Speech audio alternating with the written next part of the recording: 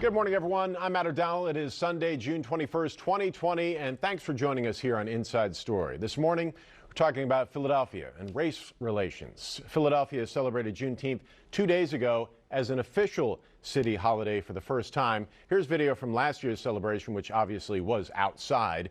Juneteenth commemorates when slavery finally ended in one of the furthest corners of the nation back then in Texas in 1865. And even though that was 155 years ago, our country clearly has not recovered. Many people already know that. And given the events over the last 4 weeks across the nation, more and more people are starting to acknowledge we need to do more to achieve racial equality in the United States of America. That is a start.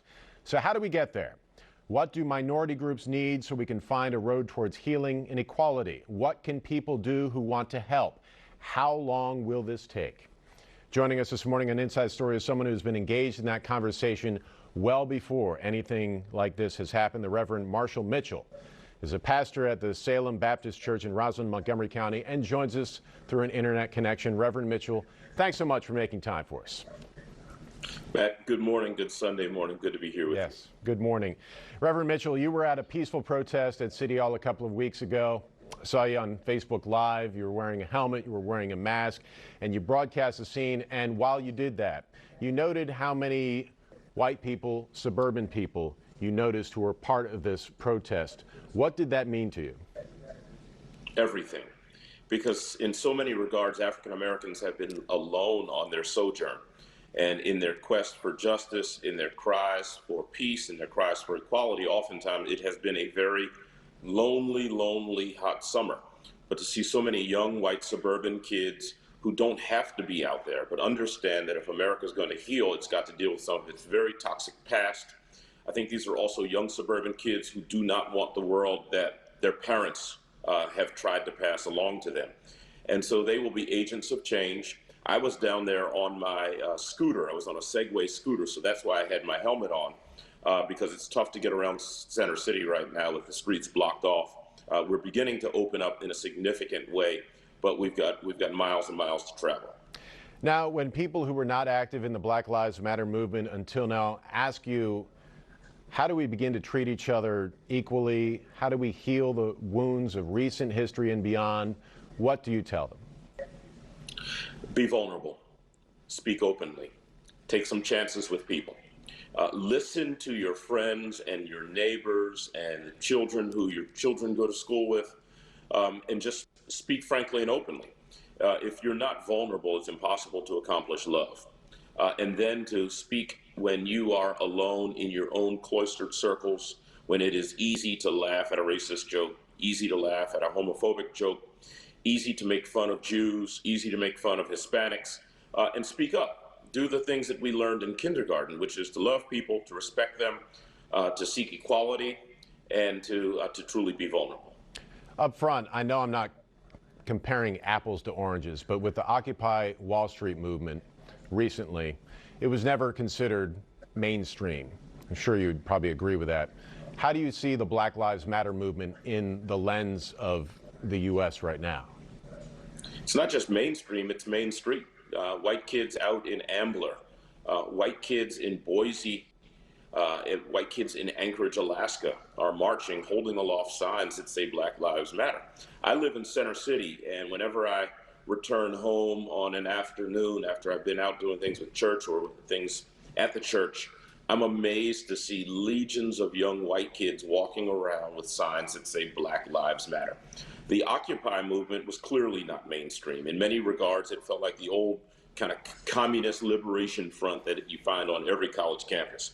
But this is very different. This is stridently different. When Mitt Romney walks and marches in Washington, D.C., looks at a camera, looks into it with both of his eyes from Utah, United States Senator, and says Black Lives Matter, that means it has gone from being a peripheral movement to something that could potentially change the country because it becomes more institutionalized. The rapid pace of police reform that you've seen around the country, that also has been encouraging. I think one of the things that people do not talk about, though, with respect to Black Lives Matter and the equality movement is we've got to begin to address some of the underlying inequality and poverty that has bedeviled African Americans since freedom in 1865 after the Civil War. You've got to develop your own economic means to participate in democracy. And so the Black Lives Matter social justice movement is one part of it. The legal part of it is another part of it. But the real icing on the cake that makes the cake worth eating is going to have to be the economic liberation and empowerment of African Americans. You mentioned police. I want to talk about that. Mayor Jim Kenney and City Council agreed to a revised budget that reduces funding for police and fire departments while also increasing funding for housing and education. Reverend Mitchell, when you hear people go beyond saying we should defund police by saying we should eliminate police, what is your response?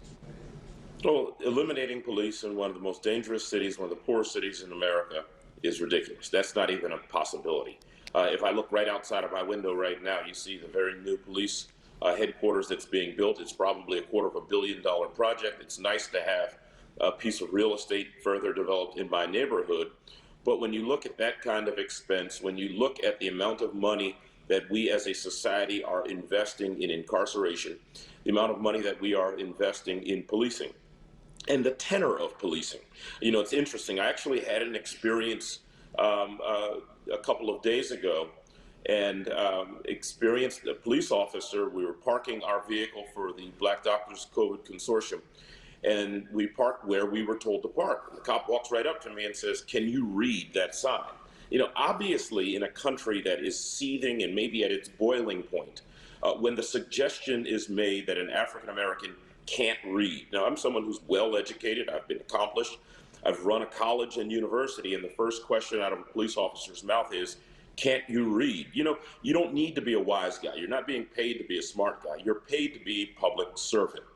And being a public servant means you also have to be vulnerable. It also means you have to treat people as you would like to be treated.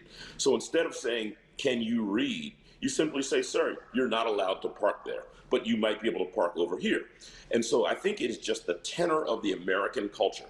And until we wrap our hands around this brutishness, where it seems so often that we're trying to punish each other, we shouldn't be punishing Americans, right? We should be loving each other. We should be working with each other. We've got to dig ourselves out of an economic and educational and healthcare pit. And you don't do that by punishing each other. It's not policing that's going to help to build our society. It's investing in things that really get a return. So I understand when the people talk about defunding, but I really think it's addition. I think it's an additional word. I think it's refunding. It's refunding education. It's refunding the mental health services that people need so desperately. It's figuring out a way to deal with the scourge of drugs and poverty at the same time. For us in Philadelphia to have a place that looks like Kensington is just unsustainable. There is no Western democracy in the world that has another neighborhood like Kensington looks. And until we wrap our hands around that, it's not just going to be policing, it's not going to be defunding, but it's about really investing in America's people. You've reached out to police, Reverend Mitchell. I'm going to take us back to January in Abington Township, where your church is located. Before the pandemic, before the protests, an Abington school board director named Dr. Tamar Clayman publicly expressed concern about armed police in the public schools. She said students of color would be more at risk as a result. There was an enormous uproar. Many people were offended, saying it was anti-police. Dr. Clayman, whom you see right there, later issued an apology. Now, Reverend, you met with Dr. Clayman and Abington Police Chief Patrick Malloy for what you called an extremely productive conversation. I'm curious how you look at this situation through the lens of now, as opposed to then. I still view it as very workable. I'm a hopeful person. I'm not pessimistic about where we are. Dr. Clayman and Pat Malloy, both of whom are my friends. I didn't know Dr. Clayman before those comments were made, but Pat Malloy has been my friend for many years. I reached out to Pat and said, "Man, what's going on?" I reached out to Dr. Clayman, introduced myself, and said, "We need to talk about these issues." She is right by saying that there is an anxiety that African Americans and Hispanics have around the presence of police in a rearview mirror or a school. And we've got to work at that. But that simply is the reality. And that's not anti-police. And this is where I'm saying that we've got to learn to be vulnerable. If your friends, if the kids who play on the football team with your children tell you that the police make me anxious, make me nervous, listen to them. And then let's begin to unravel that. We've got to stop taking everything as an opportunity to fight and stake out our side in whatever exists. And I'm afraid that in America today, too often, we try to make our ideological differences like an SEC football game or a Big 12 football game. We've just got to chill out. We've got to understand that police can be both good and bad. I'm a proponent of what I've called BAD, and that's a bad apple database, that there would be a state, there would be a federal database that would track bad cops. If cops are bad, if they've been reprimanded so many times, they are in a life or death position. And if you don't know how to handle a firearm, if you don't know how to handle your anger, if you bring your antagonism that you might have at home with your wife to the job, you shouldn't do it with a firearm. You should be working at Walmart. Maybe you work at Target. Maybe you get a job at Dunkin' Donuts. But you certainly should not have the right to end someone's life. And if you wind up on that bad apple directory or bad apple database, nobody should hire you. You shouldn't get fired in Philadelphia and then get hired in Bucks County. In public education, there was the conversation that teachers would get fired in one district, go to another, and they would ruin that school district and the opportunity of hundreds of children to learn. We should take the same approach with police. But I did what I thought was the wise thing to do. I invited both of them to church. That way we had a set amount of time. We met at 7:30 in the morning. Our church services started at 9. We sat around, we had coffee. They had never met each other. And I think that's the other thing we've got to learn to do. We've got to learn to pick up the phone. We've got to call each other. We've got to take some risk and say, you know what, I don't know you, but whatever you said, I'm not terribly offended by it. Let's talk and try to find common ground. So that's what I'm doing. I hope other pastors, imams, and rabbis will begin to do more of this. And so I'm hopeful about things that can come out of it. Just opportunities to be vulnerable and opportunities to work together. Yeah, we definitely have to talk these things out. The Salem Baptist Church, where your pastor partnered with the Black Doctors COVID-19 Consortium to expand virus testing in the black community in Philadelphia. And we've known this all along, that from statistics, the disease is impacting African Americans at a disproportionate rate. Throughout of this process that's left you pretty busy, what have you learned from this? To love people more. And that you can be black doctors and serve white people. And you can be black doctors and serve black people. That you step into situations where there is need, and before you get offended by a name or what your preconceived notions are, you let people do things that are going to save people's lives. And that's what I've seen. I've seen people who come to work with us, and it was born out of the work of Dr. Elon Stanford, who's a member of my church, who called me early in April and said, what are we going to do about it? And then we mounted up and rode the way we do. She and I are both pretty aggressive doers. And so she has tested 6,200 people across the city of Philadelphia, out in Pottstown. When we were in Pottstown, an older white fella looked at me and said, are you the pastor from the church? And I said, I am. He said, why isn't my white church doing this? And I said, brother, you don't have a white church. I don't have a black church. We just need to encourage more churches to do this kind of effort.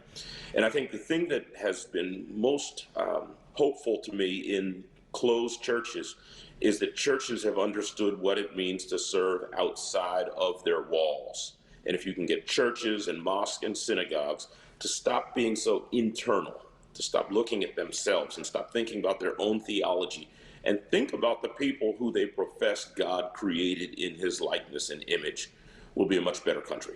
I think we have about a minute, Reverend Mitchell. I want to ask you, I know you're with WIT PR, which is a values-oriented public relations firm for Hollywood audiences and filmmakers. If someone wanted you to write the script to the end of this, and when I say this, I mean the pandemic, the racial divisions, the political anxiety, what would your response be? My response would be exactly the way your parent company, Disney, ends most of its movies, except I would change one word. Instead of they lived happily ever after, I would say we worked happily ever after, understanding that there is hard work ahead of us, but we can be happy in doing hard work if that hard work is oriented around healing, if it's oriented around helping, and if it's oriented around a fair reading of history that takes some blame for what has happened in the past, with a strong and muscular notion that will move into a more productive future. And I'd like to say they worked happily ever after. So true. We hope. Hopeful words from the Reverend Marshall Mitchell, the pastor at Salem Baptist Church in Montgomery County. Reverend Mitchell, thanks so much for your time. Thanks, Matt. Happy Sunday. And thank you for watching. We hope we inspired you here on Inside Story. We'll see you next week. I'm Matt O'Donnell.